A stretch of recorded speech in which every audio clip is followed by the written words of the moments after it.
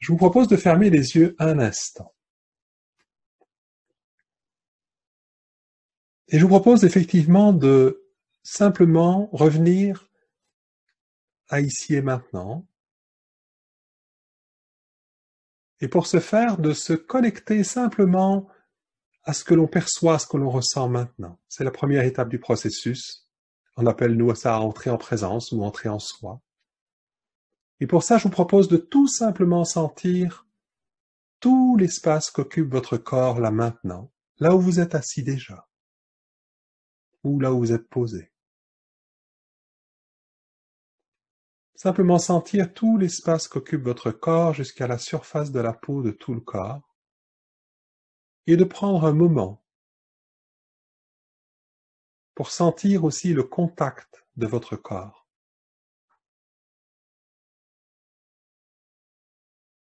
Avec l'espace autour du corps.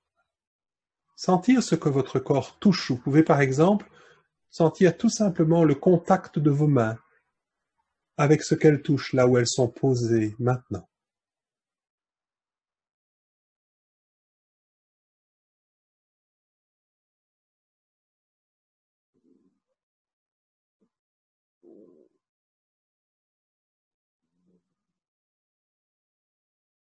Vous pouvez sentir le contact de la plante de vos pieds avec la semelle de vos chaussures ou avec le sol et sentir la présence du sol. Et vous pouvez aussi sentir le contact de votre corps avec ce sur quoi vous êtes assis. Des choses toutes simples, voyez? Sentir le soutien que vous offre ce sur quoi vous êtes assis. Et sentir si c'est OK pour vous de simplement vous asseoir là où vous êtes déjà assis. De vraiment vous en remettre à cela et de vous poser un instant. Je vous propose d'élargir votre présence à tout ce que vous pouvez percevoir autour de vous. La lumière au travers de vos paupières, les sons que vous pouvez percevoir, la conscience de votre environnement avec tous vos sens. Et je vous propose de prendre un instant pour amener une délicate attention aussi dans votre espace intérieur, en suivant le mouvement de la respiration qui se fait. Amenez une délicate attention dans votre espace du thorax, du ventre, dans vos jambes, vos bras, vos mains, là où elles sont posées, en ne cherchant rien, en prenant simplement le temps pour sentir qu'on est là maintenant.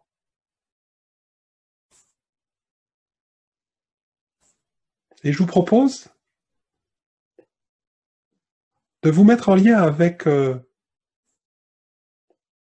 quoi ressemblerait votre vie, à quoi ressemblerait ma vie si je pouvais être présent et ancré dans l'ici et maintenant, quoi qu'il arrive. Et je vous propose vraiment de laisser venir les images, les sensations, comme si c'était une réalité dans votre vie aujourd'hui déjà. À quoi ressemblerait ma vie si je pouvais être présent et ancré dans l'ici et maintenant, quoi qu'il arrive?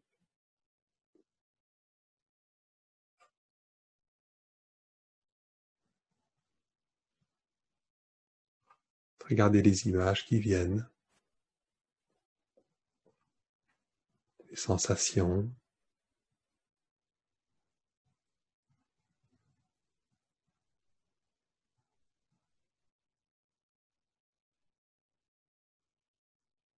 Et je vous propose de laisser venir juste peut-être un mot ou une phrase qui pourrait traduire comment vous vous sentez là maintenant, quand vous imaginez simplement. À quoi ça ressemble ou à quoi ça ressemblerait?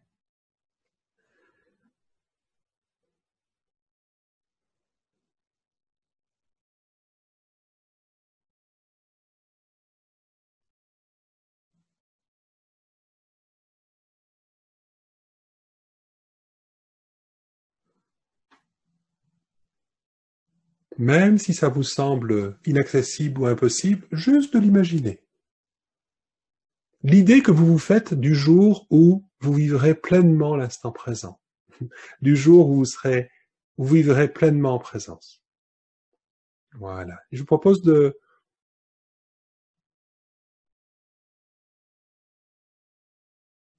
quand vous sentirez prêt, d'élargir votre présence à tout votre corps et vers l'extérieur et de peut-être noter dans le chat les images ou les mots qui sont venus. Donc j'entends Laurence qui écrit la détente, le relâchement, l'apaisement, ça respire.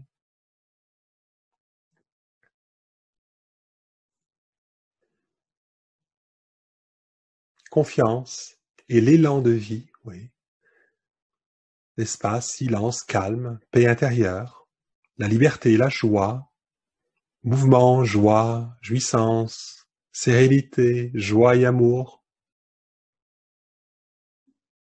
amour inconditionnel, confiance, un profond silence, la liberté et la joie, fluidité, une rivière qui coule, belle image, légèreté, fluidité, chaleur dans tout le corps, sensation de vitalité rayonnante, chaleur au creux des mains, possibilité de pouvoir être là pour les autres, aider, aimer, douceur, plénitude, liberté d'être totalement moi. La phrase qui m'est venue spontanément, c'est « je t'aime ». Je me sentais solide. Rencontre. Donc là, je suis en train de lire tous les commentaires qui sont dans le chat. Merci pour vos partages. Fred qui parle de connexion, se sentir connecté, connecté à moi, connecté à la vie. Et en même temps avec un détachement, sans être pris complètement dans la tempête. Je me suis vu au pied d'un arbre avec d'autres personnes à parler d'amour et à montrer l'amour caché au fond des hommes. Magnifique, ben oui. C'est intéressant parce que, vous voyez, vivre l'instant présent, être connecté à l'instant présent, c'est un point de départ. C'est pas une fin en soi. Ça permet de connecter à qui on est profondément. Je vois ici danser avec la vie, me laisser glisser sur un radeau, sur une rivière qui coule, douceur. Ce que je sens, c'est qu'on a tous l'intuition à l'intérieur de nous de ce qui est possible. Ça a été d'ailleurs mon expérience. Je me disais quand j'entendais cartonner, mais c'est pas possible que la vie soit continuellement une bataille.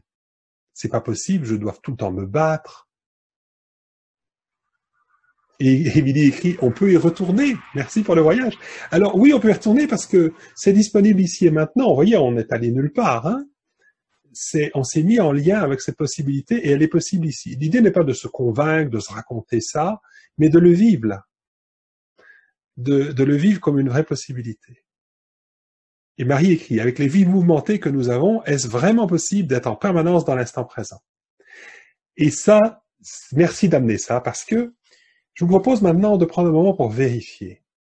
Entre cette intuition que vous avez de ce qui est possible, le fait que vous pouvez même vous y relier, vous voyez, vraiment en faire l'expérience, ici et maintenant, de le sentir à l'intérieur de vous comme une possibilité, et la réalité dans votre vie aujourd'hui. Est-ce que vous pouvez sentir la différence? Comme si vivre l'instant présent, c'était, vous voyez, peut-être qu'on est en lien avec l'idée qu'on a de ce que ça serait vivre l'instant présent, et que cette idée est différente de la réalité que nous vivons maintenant.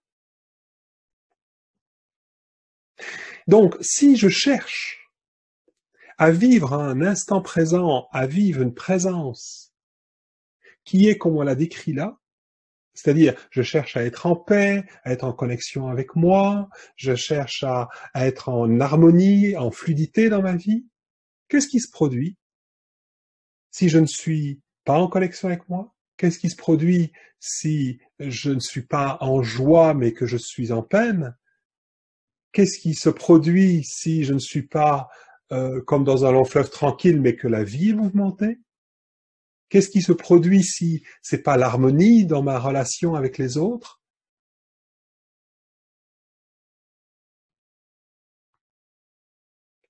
Et c'est intéressant, Alexis écrit, c'est vrai que paradoxalement, on parle de se connecter à l'instant présent et que quand on le fait, il y a comme une perception d'être déconnecté du reste. C'est intéressant, parce que pour moi, il n'y a pas deux instants présents, il n'y a pas deux vies, il n'y en a qu'une. C'est Byron Katie, dans un livre qu'elle a écrit qui s'appelle Aimer ce qui est, qui dit il y a une seule vie, mais il y a deux façons de la vivre. Il y en a une qui est douloureuse et une qui ne l'est pas. Il y en a une où on se bat contre ce qui est et on voudrait que ce soit autrement. Par exemple, on voudrait que ce soit ce qu'on appelle l'instant présent, qui est en fait une projection, une idée qu'on se fait. Et puis, il y a la réalité de ce qu'on vit, et une vie où on ne souffre pas, c'est quand on est justement dans la totale acceptation de ce qui est. Vous voyez le paradoxe? C'est-à-dire que je me dis, je comprends que pour vivre l'instant présent, il s'agit d'accueillir pleinement, d'accepter pleinement la vie telle qu'elle est. Et en même temps, j'aspire à une vie qui est différente de celle que je vis maintenant. Une vie où tout serait fluide, une vie, voilà. Et en fait, tout ce que vous avez dit est vrai et juste. On peut être réellement, tout ce que vous avez dit, c'est l'expérience que l'on fait quand on est pleinement dans l'instant présent, c'est-à-dire quand on est pleinement en acceptation radicale de tout ce qui est ici et maintenant, puisqu'on n'est plus en train de se battre. Sur les dépliants qu'on avait fait à un moment donné pour l'Institut, le titre c'était en haut « Fatigué de se battre » fatigué de vous battre, je sais plus, quelque chose comme ça. Et en fait, j'avais écrit ça parce que ça a été mon expérience. Même en lisant Écartelé et en voyant cette possibilité de vivre la paix, eh bien, je me suis retrouvé à me battre contre ma réalité dans l'instant présent, en espérant que ça devienne autrement. La clé, effectivement, c'est l'acceptation. Maintenant, ce n'est pas l'acceptation de ce qui nous arrive, mais l'acceptation de ce que ça me fait, l'acceptation de ce que ça me fait vivre, l'acceptation des émotions qui me traversent, l'acceptation des pensées qui me traversent, de la vie en fait, telle qu'elle est, du fait d'être incarné dans un corps humain, et bien sûr, on a un fantasme, vive l'instant présent, il y aura plus de pensées, il y aura plus de comment dire, plus de voilà. Il y aura plus de pensée, plus d'émotions. Ça va arriver, mais ce jour-là, on sera dans une boîte en bois. Ok? Donc, en attendant, le seul moyen pour moi d'être en paix, c'est d'aller au-delà des circonstances de la vie. D'ailleurs, c'est ce que dit Écartelé quand il parle quand il nous invite à être présent à peu importe ce que la vie met sur mon chemin, de manière à ce que mon état intérieur ne dépende plus des circonstances. Et dans les circonstances, il n'y a pas que les circonstances extérieures. Au départ, il y a les circonstances, il y a ce qui arrive dans ma vie, et puis ce que ça vient déclencher à l'intérieur de moi, les émotions, les pensées, les peurs, enfin tout ce qu'on a nommé tout à l'heure, auquel je peux être identifié, ce qui fait que ça me coupe de la possibilité d'être pleinement présent avec ce qui est, quand je suis identifié à ça. Donc, on parle bien des circonstances extérieures et des circonstances intérieures. Et en fait, ce que je trouve pénible, au-delà de ce qui se passe autour, c'est ce que ça me fait. C'est ce qui réagit en moi. C'est les tensions à l'intérieur. Et j'aimerais résoudre ces tensions intérieures en changeant ce qui se passe à l'extérieur. Il y a un raccourci. Plutôt que de se battre pour essayer de tout changer, il y a cette possibilité de pouvoir être un espace inconditionnel pour la vie, mais seule la présence que l'on est, la conscience que l'on est, plus large, plus élevée, plus grande que tout ce qui est dérangé en nous, tout nous dérange, c'est simplement le jour où je réalise vraiment qui je suis au-delà de tout ce qui est dérangé, tout ce qui est déclenché en moi, que je peux vraiment être dans cette possibilité. Écartelé dit aussi, tout changement que vous essayerez d'apporter à votre vie, à l'extérieur ou en vous, ne sera que cosmétique. Et il n'aura pas de durée, de pérennité, ça ne va pas s'installer. Ça ne va pouvoir, un changement profond et pérenne ne peut s'installer dans notre vie que quand on réalise pleinement qui on est, quand on réalise la présence que l'on est. Eckhart Tolle a dit plein de choses merveilleuses. Il a dit aussi, ne recherchez pas la paix. Parce que c'est ce qu'on fait, voyez-vous, on a une idée de l'instant présent, on a une idée de la paix, de ce qu'on pourrait vivre, et quand on recherche cette paix, eh bien, on établit un conflit intérieur. Donc il dit, ne recherchez pas la paix, ou vous allez établir un conflit intérieur. Parce que quand vous cherchez la paix, tout ce que vous voyez en vous, c'est tout ce qui n'est pas en paix. Et ça, c'est vraiment la clé, c'est le pouvoir de reconnaître, c'est le pouvoir, à partir de la présence que l'on est, de pouvoir être avec ce qui n'est pas en paix à l'intérieur de nous, de pouvoir être un espace d'accueil inconditionnel, d'acceptation pour tout ce qui n'est pas en paix à l'intérieur de nous. C'est ce qui nous propose, plutôt que de chercher la paix, reconnaissez ce qui n'est pas en paix et offrez-lui votre présence. Voilà. Donc le processus de focusing de la relation intérieure m'a permis et permet de vivre à ceux qui l'intègrent dans leur vie, de vivre concrètement dans leur quotidien, notre quotidien, cet enseignement. Que ça soit plus une utopie, mais que ça devienne une réalité concrète. Donc en apprenant cette pratique puissante, on va pouvoir commencer à expérimenter ce que nous appelons l'acceptation radicale de tout. Et vous pouvez commencer à ressentir le changement instantané dans votre vie lorsque vous vivez l'acceptation de vos états émotionnels, de toute la vie à l'intérieur de vous, de toutes les sensations, les émotions, même les douleurs qui peuvent survenir. Et donc, pourquoi cette invitation d'accepter les ressentis que l'on n'aime pas, parce que c'est pas forcément toujours agréable au départ. C'est pas agréable parce qu'on lutte contre, mais pourquoi accepter ces ressentis? Il y a 3 raisons. La première raison, c'est que, au final, c'est vous-même que vous acceptez. Ce sont des parties de vous, c'est ce qui vit à l'intérieur de vous. Et lorsque vous vous acceptez, et que vous vous faites confiance, alors votre vie entière commence à changer. La deuxième raison, c'est que tous les ressentis changent. La vie est en constant mouvement. En fait, si ça reste figé, c'est parce que quelque chose en nous le retient. C'est parce qu'il se passe, à un moment donné, on ne laisse pas vivre la vie à l'intérieur de nous. Et en fait, tous nos ressentis changent et ils changent plus vite lorsqu'ils sont acceptés que lorsqu'on se bat contre et quand on les retient. La troisième raison, c'est parce que le changement qui vient de l'intérieur est guidé par la sagesse de notre corps, par notre boussole interne, par notre sagesse intérieure, et cette sagesse intérieure est bien plus capable de savoir ce qui est juste pour nous que notre pauvre mental.